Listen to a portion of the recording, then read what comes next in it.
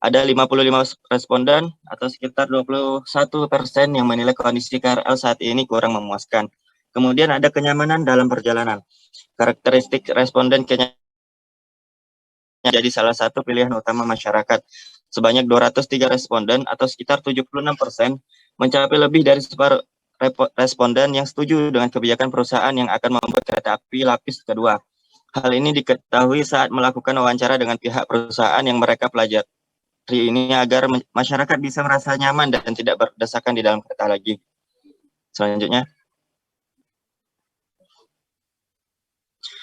Selanjutnya ada durasi perjalanan. Durasi perjalanan menjadi salah satu alasan menggunakan KRL. Hal ini karena menggunakan KRL lintas Jabodetabek dapat menghemat waktu dibandingkan dengan menggunakan angkutan umum lain atau bahkan menggunakan kendaraan pribadi. 224 responden atau sekitar 93% setuju bahwa lamanya perjalanan menjadi alasan mereka menggunakan KRL. Dan yang terakhir ada pendapatan rata-rata per bulan. Rata-rata WTP untuk meningkatkan kualitas layanan KRL adalah 4.500 yang diperoleh dari diskusi kelompok terarah dengan 20 pengguna layanan KRL secara acak dengan meminta WTP-nya untuk meningkatkan kualitas layanan KRL. Nilai minimum WTP mereka adalah 4.000, sedangkan nilai maksimumnya adalah sebanyak 211 responden atau sekitar 79% bersedia membayar 4.500 melalui harga tiket KRL dari Serpong ke Tanah Abang. Selanjutnya akan disampaikan oleh Gilang. Terima kasih. Selanjutnya di sini ada hasil dan pembahasan. Nah, hal pertama yang dilakukan peneliti dalam bab hasil dan pembahasan di sini adalah melakukan uji validitas dan uji reliabilitas. Seorang ahli di sini bernama Ghazali menyatakan bahwa uji validitas digunakan untuk mengukur sah atau valid tidaknya suatu kuesioner. Suatu kuesioner dikatakan valid jika pertanyaan pada kuesioner mampu untuk mengungkapkan sesuatu yang akan diukur oleh kuesioner tersebut. Uji validitas ditujukan dengan adanya korelasi dukungan terhadap item total. Dalam paper atau jurnal ini tidak dijelaskan menggunakan teknik apa dalam melakukan pengujian validitasnya, namun langsung dinyatakan bahwa semua variabel yang digunakan dalam penelitian tersebut sudah valid berdasarkan hasil uji validitas. Salah satu teknik uji validitas yang sering digunakan dan mungkin digunakan juga oleh peneliti di paper ini adalah menggunakan korelasi bivariate Pearson atau produk moment Pearson. Analisis ini dilakukan dengan cara mengkorelasikan masing-masing skor item dengan skor total. Untuk memudahkannya bisa menggunakan program SPSS.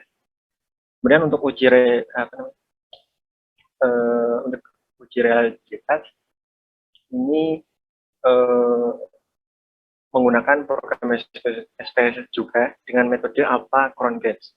Dalam buku 5 Wiranta tahun 2014 berjudul SPSS untuk penelitian menjelaskan bahwa uji reliabilitas dapat dilakukan secara bersama-sama terhadap seluruh butir atau item pertanyaan dalam angket atau kuesioner penelitian. Dasar kesimpulan atau pengambilan keputusan dalam uji reliabilitas adalah jika nilai Cron-Batch alpha lebih dari 0,6, maka kuesioner atau angket dinyatakan reliable atau konsisten. Jika nilai Cron-Batch alpha-nya kurang dari 0,6, maka kuesioner atau angket dinyatakan tidak reliable atau tidak konsisten. Untuk hasil pengujian reliabilitas dari 4 variabel yang diuji dalam penelitian ini, yaitu ada yang tadi clean, comfort, travel time, dan income, menghasilkan nilai minus 3,2, yang artinya semua instrumen variabel tidak reliable, atau di sini karena menggunakan satuan yang berbeda, seperti nominal mata uang pada pendapatannya, satuan menit pada durasi perjalanan, dan skala numerik pada variabel kebersihan serta kenyamanan. Untuk rumusnya seperti itu. Nah, selanjutnya terkait analisis data. Dari 267 responden yang sudah ditentukan menggunakan teknik random sampling, mayoritas menyatakan kebersihan sudah sesuai standar. Kemudian mereka menyatakan bahwa kenyamanan KRL menjadi pilihan responden untuk tetap menggunakan KRL. Waktu tempuh rata-rata adalah 21,70 menit dari Serpong sampai Tanah Abang, yang jika menggunakan kendaraan pribadi bisa mencapai 59 menit atau bahkan sampai 1 jam. Kita lihat pada gambaran Google Maps.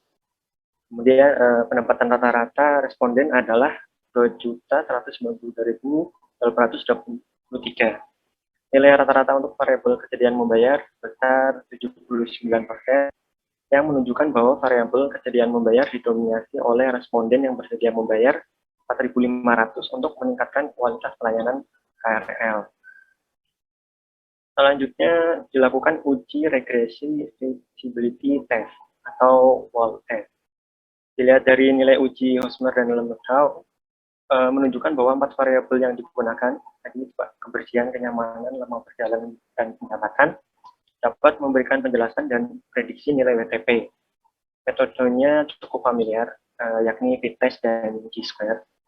Hasil yang dapat disimpulkan adalah variabel kebersihan, kenyamanan, lama perjalanan, dan pendapatan secara simultan mempengaruhi variabel terikat, atau paling tidak satu variabel bebas mempengaruhi variabel terikatnya, yaitu WTP. Nah, ini untuk hasil regresinya. Di sini terdapat hubungan positif antara variabel kebersihan dan WTP yang menunjukkan bahwa pengguna KRL yang menganggap kebersihan KRL terjamin bersedia membayar lebih tinggi daripada pengguna KRL yang menganggap kebersihan KRL tidak terjaga. Hal ini menunjukkan tingginya kepedulian pengguna KRL terhadap kebersihan angkutan umum karena ingin membayar lebih agar kebersihan angkutan atau transportasi umum tetap terjaga. Kemudian ada nilai koefisien kenyamanan, ini juga positif, menunjukkan bahwa semakin tinggi tingkat kenyamanan dalam menggunakan KRL, maka kemauan membayar pengguna KRL atas kualitas pelayanan akan semakin tinggi. Hubungan positif antara kenyamanan dan WTP dalam penelitian ini karena seseorang ingin berkorban lebih untuk mendapatkan kepuasan dengan merasa lebih nyaman menggunakan transportasi umum daripada kendaraan pribadi. Hal ini dapat dimungkinkan karena menggunakan transportasi umum dapat mengurangi kemacetan dan polusi. Kemudian durasi perjalanan atau travel time berpengaruh signifikan terhadap WTP untuk meningkatkan kualitas pelayanan KRL. Di sini nilai koefisiennya itu bernilai variabel durasi perjalanan bernilai negatif. Hubungan negatif antara lama perjalanan dengan WTP dalam penelitian ini adalah karena pengguna KRL tidak mau mengeluarkan uang lebih untuk mendapatkan fasilitas yang tidak sesuai dengan yang diinginkan. Waktu merupakan salah satu biaya ketika seseorang melakukan suatu kegiatan.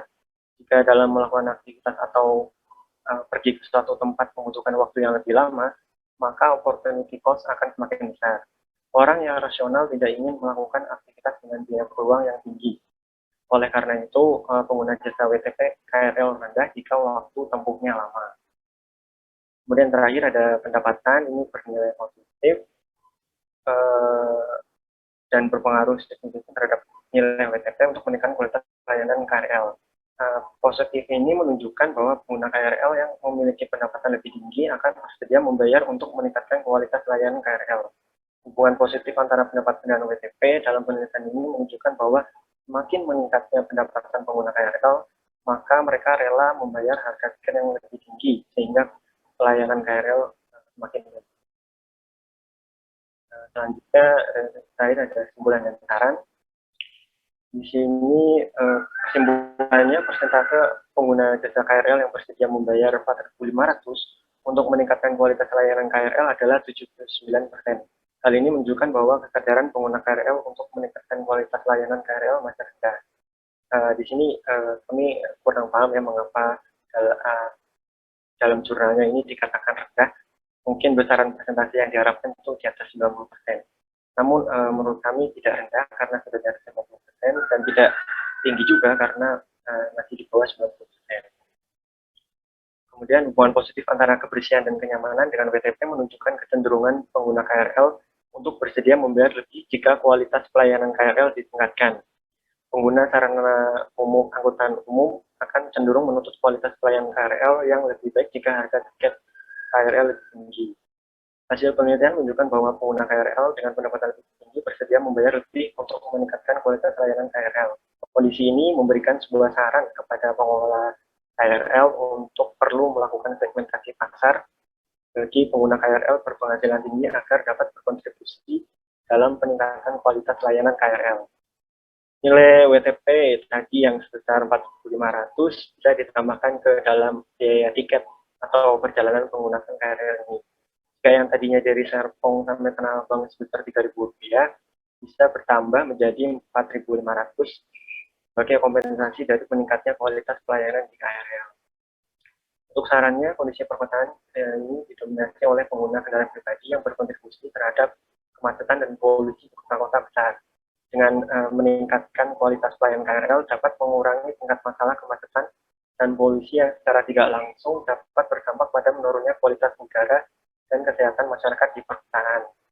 Selain itu, pemerintah daerah dan pusat juga harus menata kembali tata ruang kota dan menyediakan berbagai moda transportasi umum untuk membatasi penggunaan kendaraan pribadi. Penelitian selanjutnya sebaiknya menggunakan evaluasi ekonomi dengan berbagai komponen pelayanan angkutan umum dan memberikan berbagai skenario kebijakan angkutan umum sehingga dapat dijadikan sebagai rekomendasi kebijakan bagi pengelola angkutan umum dan pemerintah untuk mendorong penggunaan angkutan umum. Hal ini dimaksudkan untuk mengurangi tingkat kemacetan dan polusi yang sudah cukup tinggi, terutama di kota besar di Indonesia.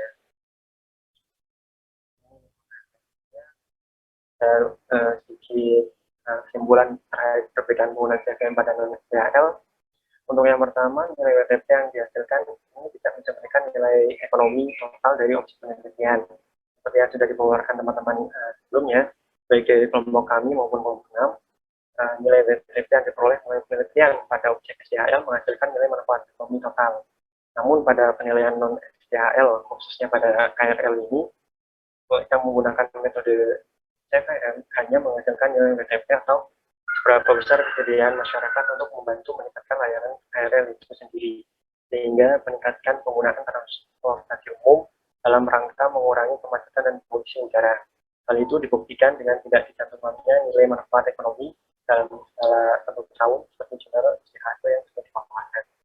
Untuk menghitung nilai ekonomi dari KRL ini mungkin akan lebih tepat apabila menggunakan penilaian bisnis dengan metode pendekatan. Yang kedua itu variabelnya lebih sedikit karena tadi hanya 4 dan jumlah respondennya lebih banyak. Kemudian Pak dari kami. Ya, makasih. Itu yang terakhir bagus tuh ya. Coba yang sebelum terima kasih Mas. Ya, ini saya pikir bagus ya. Ini kalau saya pikir ini suatu keterbatasan gitu ya. Keterbatasan. Ini analisis teman-teman berarti ya. Ya, ini suatu keterbatasan kalau WTP-nya tidak besar, sampel yang nggak besar gitu kan ya, sehingga mungkin agak sulit gitu ya. Jadi nanti kalau teman-teman udah masuk ke dalam dunia pekerjaan gitu ya, kayak kami di kantor gitu ya, itu sampelnya harus besar. Kenapa? Karena kita nanti akan di-challenge sama yang lain, ini benar-benar mencerminkan atau enggak nih, gitu ya, benar-benar mencerminkan atau enggak nilai daripada yang mau kita bikin kebijakannya, gitu ya. Jadi memang sampelnya besar, gitu ya. Biasanya kalau kami nyampe itu sampai ribuan, gitu ya, ribuan, puluhan ribu bahkan, gitu ya. Kalau pakai data sekunder kita sampai jutaan bahkan, gitu ya, sampai jutaan. Untuk mendapatkan tadi ya, mencerminkan nilainya betul atau tidak gitu ya. Tapi memang untuk teman-teman yang baru belajar biasanya ya kalau SDA contingent valuation methods ini ya ratusan lah ya, ratusan. Kalau masih puluhan kayaknya masih terlalu sedikit gitu ya. Baik, terima kasih kepada teman-teman semuanya. Bagus literatur reviewnya. Harapan saya tuh teman-teman menggunakan menulis papernya seperti itu, gitu ya. Contohnya tadi ya, ketika ada 4 variabel yang digunakan dikasih tahu, gitu ya, dikasih tahu variabel ini tuh bukan hanya dikasih tahu ininya berapa persen, tapi dikasih tahu yang paling banyak siapa. Lalu tadi kebersihan gitu ya, 90 orang persen setuju kebersihan. Kenapa gitu ya? Itu yang dibahas, nggak cuma tabel-tabelnya aja yang diberikan gitu ya. nggak hanya tabel-tabelnya aja yang diberikan tanpa dikasih tahu penjelasannya, gitu ya. Nah, kenapa saya agak strict gitu ya, walaupun udah saya kurang-kurangin gitu ya, karena saya juga sering diminta untuk menjadi reviewer gitu ya, reviewer di UI gitu ya, di UI untuk teman-teman UI. Saya ingin teman-teman itu bisa kualitasnya, saya pikir sangat mungkin gitu ya. Teman-teman itu kan masuk stan juga sebagai pilihan-pilihan terbaik ya dari apa namanya masyarakat di luar sana gitu yang bisa masuk stan. Tetapi kenapa di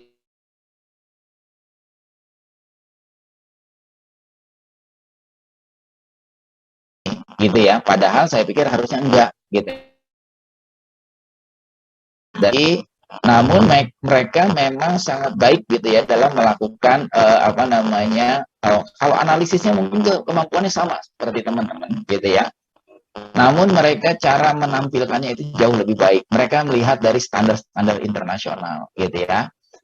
Itu yang coba mau saya kasih tahu ke teman-teman gitu ya. Maksudnya teman-teman membaca jurnal itu bukan hanya untuk melihat oh ini angkanya begini, enggak seperti itu gitu ya.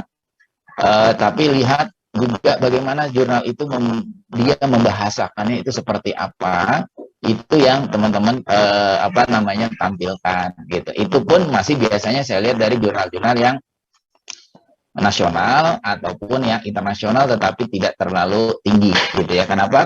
Karena terlalu tinggi biasanya beda lagi cara membahasnya gitu ya. Namun itu pun sudah baik kalau teman-teman bisa seperti itu gitu ya. Saya yakin teman-teman masih sangat bisa memperbaikinya. Buat gimana sih kalau saya melihat ketika saya belum paham kepada jurnal dulu gimana saya cara melihatnya. Jadi saya baca tuh biasanya. Ketika saya mau lihat introduction gitu ya, pendahuluan, saya baca tuh beberapa jurnal, 3 atau 4 jurnal saya baca. Oh, begini cara mereka pendahuluan, terus saya ketik gitu ya. Saya ketik, oh gini berarti saya melakukan pendahuluan. Begitu juga di apa namanya metodologi penelitian gitu ya. Begitu juga di apa namanya literatur review gitu ya. Literatur review, oh begini cara mereka melakukan literatur review. Saya baca beberapa gitu ya, biar saya masuk gitu. Oh begini caranya, terus saya ketik gitu ya. Saya ketik dengan versi saya gitu ya, dengan versi saya, dengan data saya gitu. Nah itu ternyata berhasil gitu ya. Ternyata berhasil. Sekarang saya bahkan dosen-dosen kalian pun banyak yang saya review gitu ya, banyak yang saya review. Jadi saya sudah mereview jurnal internasional, dosen-dosen di Indonesia, tidak hanya di STAN gitu ya. Makanya saya ingin agar kita bisa lebih baik lagi. Itu aja sih, nggak ada maksud lain. Saya nggak bilang teman-teman nggak bagus gitu ya. Saya bilang teman-teman itu kerjaannya tadi udah kelihatannya udah banyak gitu kalau dari paper yang diberikan ke saya. Namun cara penyampaiannya yang masih kurang, sehingga itu yang bisa diperbaiki. Oke ya. Itu aja berarti. Oh ya, untuk tugas teman-teman hari ini mungkin kita lihat sedikit aja ya. Ini kalau ini kan teman-teman udah paham semua ya, udah paham semua. Nah, ini aja ya. Tugas individu pertemuan saat ini ya. Teman-teman menentukan ekosistem yang dipilih. Gunakan ekosistem yang mudah diketahui atau mudah diingat gitu ya. Misalkan yang lokasi dekat rumah gitu ya. Nah, lalu tentukan layanan ekosistemnya dengan pendekatan CVM, WTP atau WTA. Biasanya WTP lah ya, lebih mudahnya. Gitu ya, WTP lebih mudahnya. Lalu menentukan target populasi, gitu ya. Menentukan pasar hipotetiknya. Nah, teman-teman udah tahu kan ya, pasar hipotetik itu seperti apa. Kemarin kita udah belajar ada apa namanya chapter 1, chapter 2, chapter 3, chapter 4 baiknya seperti apa gitu kan ya. Lalu menentukan teknik bidding dan nilai biddingnya. Nah, teman-teman dari beberapa jurnal udah tahu gitu kan ya, ada yang ada yang satu nilai, ada yang beberapa nilai gitu kan ya. Nah, lalu membuat kuesioner utuh. Nah, jadi sampai sini ya tugasnya sampai membuat kuesionernya. Mulai dari nomor 1 sampai nomor 6. Lalu di sini ada contohnya ya, ada contohnya. Jadi di sini saya pikir bagus tim dosennya memberikan contoh cara kuesioner biddingnya seperti apa, lalu melihat di sini ya membuat pasar hipotetiknya seperti apa, bahkan contoh kuesionernya ada gitu ya, bahkan contoh kuesionernya ada. Jadi teman-teman bisa ngikutin nih gitu ya, ngikutin dari sini apa namanya kuesioner yang bagusnya seperti apa. Jadi nggak langsung ujuk-ujuk nanya nilai kan ya, dia nggak langsung ujuk-ujuk nanya nilai, tapi dia jelasin dulu baru dia tanya nilainya cukup atau enggak. Ini pun dia cuma pakai satu nilai ya, mungkin teman-teman bisa pakai beberapa nilai, terserah teman-teman nanti bentuknya seperti apa gitu ya. Nah, di sini dia tanya dulu tentang pengalaman mereka gitu kan ya, apa mereka pernah ke sana gitu ya, mereka tahu atau enggak, lalu demografinya, pendidikan mereka seperti apa. Nah, saya pikir teman-teman udah tahu semua gitu ya. Itu lalu gimana caranya untuk lebih mudah teman-teman bisa melakukan diketik bisa ya, silahkan bisa diketik biar lebih cepat gitu kan ya, lebih cepat. Yang penting apa namanya 6 ini terpenuhi gitu ya. Ya, yang paling utama adalah nomor 6-nya ya, kuesioner utuhnya harus ada.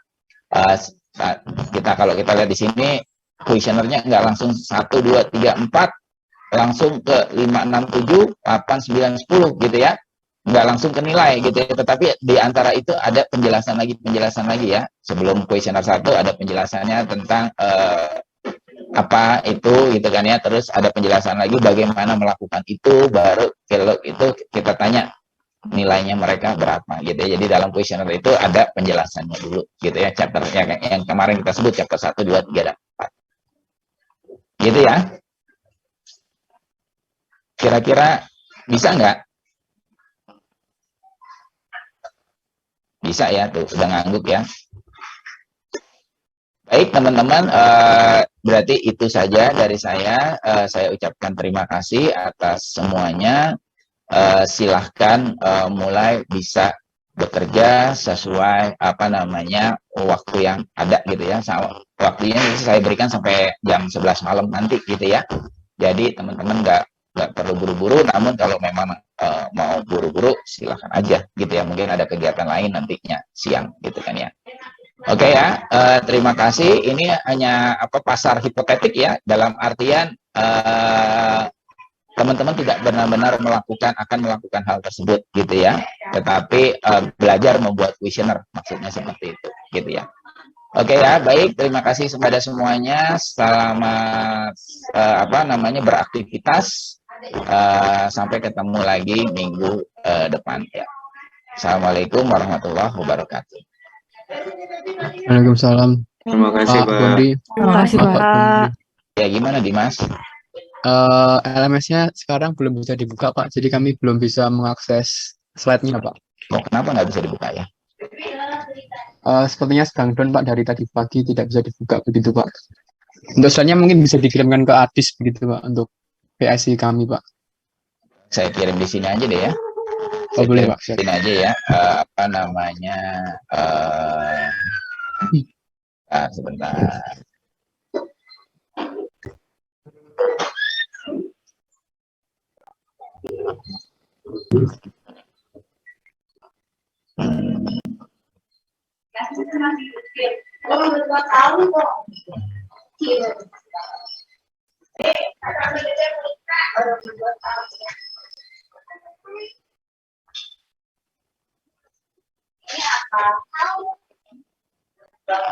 Sebentar ya, itu lagi proses ya. Kalau ngebuatnya nggak ada ituan khusus ya, nggak ada format khusus, jadi teman-teman pakai Word biasa aja gitu ya, nomor 1, nomor 2, nomor 3 sampai nomor 6 gitu kan ya, boleh. Sudah saya send ya, di di chat, silahkan di download, tinggal mengikuti situ aja gitu ya. Siap, Pak. Terima kasih banyak, Pak. Sudah bisa download belum? Sudah ada yang bisa download? Sudah ada yang bisa ya? Oke, baik. Kalau gitu kita sudahi ya. Ya, terima kasih Dimas dan teman-teman semuanya. Selamat pagi, selamat beraktivitas. Wassalamualaikum warahmatullahi wabarakatuh. Waalaikumsalam. Waalaikumsalam. Waalaikumsalam Terima kasih, Pak. warahmatullahi wabarakatuh.